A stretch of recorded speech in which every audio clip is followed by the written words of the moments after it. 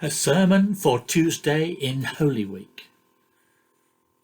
Life is about choices. We all have choices to make.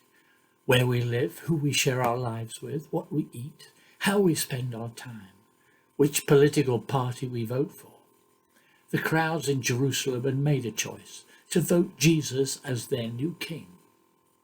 After all, some people had seen him perform great miracles, even raised someone from the dead. Surely he's above anyone else. He should be their leader.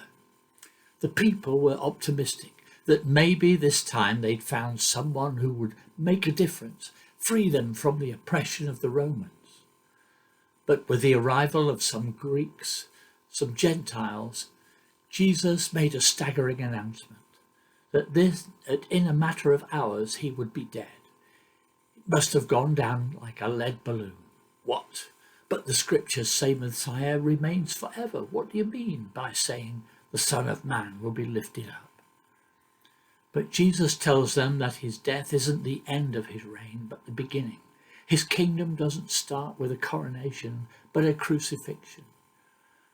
Just as a grain of wheat is planted in the ground and dies in order for new growth, a new crop to be produced, so Jesus will be the source of a new spiritual life and growth in the world. A new beginning for mankind. It will draw people from all over the world to him, like iron filings to a magnet, produce a rich harvest for God's kingdom. But entry into the kingdom isn't automatic. If we want to enter God's kingdom, we must put that desire above everything else, before any short-term gains we may receive in this life. We must die to our own self-righteousness, give ourselves completely to God. It will be costly.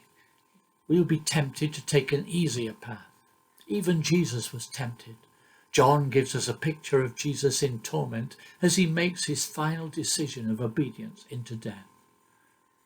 We are all afraid to go forward for Christ. It's a tremendous responsibility. But Jesus shows us that the way to overcome our fears is by faith in him. Jesus promises that if we trust in him, serve him, he will help us walk the true path towards the kingdom.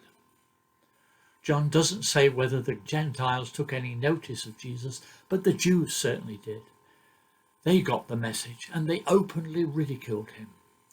Jesus warns them that the time is short and appeals to them to respond while the light is still with them, before the cross comes and he's taken away. Jesus challenged them that if they wanted to see God's kingdom, they have to accept God's love on a cross.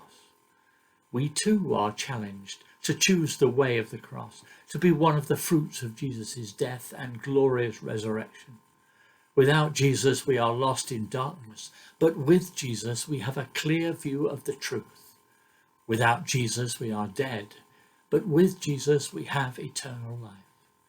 We either follow the crowd and live for the promises of this world, or we follow Jesus, take up the cross that God has given us, and live for the promises of the next. What do you choose? Amen.